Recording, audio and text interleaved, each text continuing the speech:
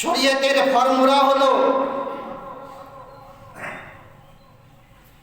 শরীয়তের সিস্টেম বা পদ্ধতি হলো, আল্লাহ যেটাকে নিষেধ করেছে সেটা, যেটাকে হারাম বলেছে সেটাকে হারাম জানতে হবে, আর যেটা থেকে আল্লাহ নিষেধ করেনি, বাধা দেয়নি, সেটাকে হালাল জানতে হবে। আর শরীয়তের সূত্র হলো যে হালাল জিনিসের জন্য, প্রত্যেকটা জিনিসের জন্য দলিল হয় না। জিনিসের পৃথিবীর প্রত্যেকটা হালাল হওয়ার জন্য প্রমাণ লাগে না। প্রত্যেকটা হালাল জিনিসের জন্য দলিল খুঁজতে হয় না। যেটা হালাল এটা কোথায় লেখা আছে, এটা জায়েজ এটা কোথায় লেখা আছে। একজন মুসলমান ব্যক্তি হওয়ার পরে, আল্লাহ রসুলের ঈমান নিয়ে আসার পরে প্রত্যেকটা হালাল জিনিসের জন্য প্রশ্ন করা, এটা একজন মুমিন মুসলমানের তরিকা নয়। তাই তো আল্লাহ বললেন, যেটাকে হারাম বলেছি সেটা হারাম জানবে, যেটা সম্পর্কে আমি কিছুই বলিনি সেটা তোমরা ভাববে আল্লাহ এটা আমার জন্য হালাল করেছে। সাপোজ, উদাহরণস্বরূপ, আজকে বৈষ্ণবনগর এলাকার ভগবানপুর ইলাহিটোলার মানুষ আজকে মসজিদে আপনারা এসেছেন,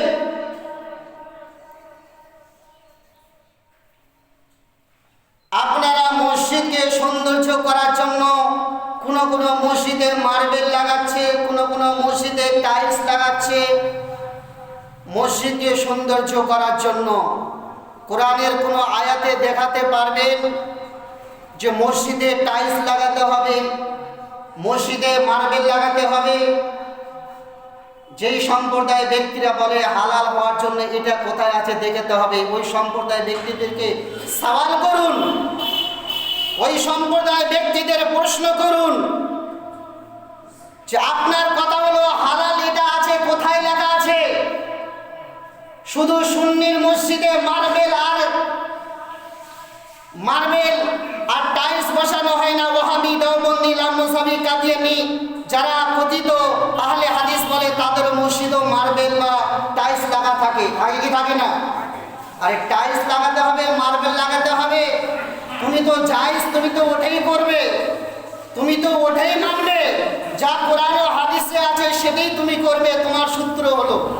তাহলে তোমার সূত্র মোতাবিক, তোমার কথা মোতাবিক তুমি দেখাও কোথায় তোমার মসজিদে টাইলস লাগাতে হবে, কোথায় তোমার মসজিদে মার্বেল লাগাতে হবে। কোন হাদিসে লেখা আছে, কত নম্বর হাদিসে লেখা আছে, কোরআনের কোন নম্বর আয়াতে, 114খানা সূরার মধ্যে কোন আয়াতে লেখা আছে যে মসজিদে টাইলস বা মার্বেল লাগাতে হবে? তাহলে তোমার সূত্র মোতাবেক তুমি যদি না দেখতে পারো, তাহলে তোমার কথা অনুযায়ী তোমার মসজিদে মার্বেল বা টাইলস লাগানো এটা অবৈধ হবে।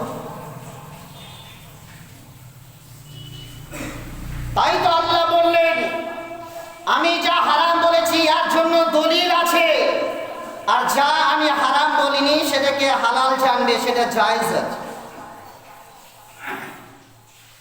এরা সত্যিকারে কোরআন ও হাদিসের সত্যতা জিনিস এরা বুঝতে জানে না।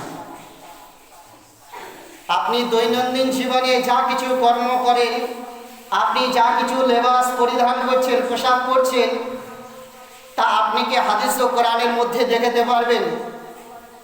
পোশাক পরিধান করছেন, আপনি যেই পোশাকগুলো পরছেন ওই পোশাকগুলো পরতে হবে, কোরআনে হাদিসে কোথাও লেখা আছে? তো জায়েজ হওয়ার জন্য দলিল খোঁজা এটা মূর্খমি।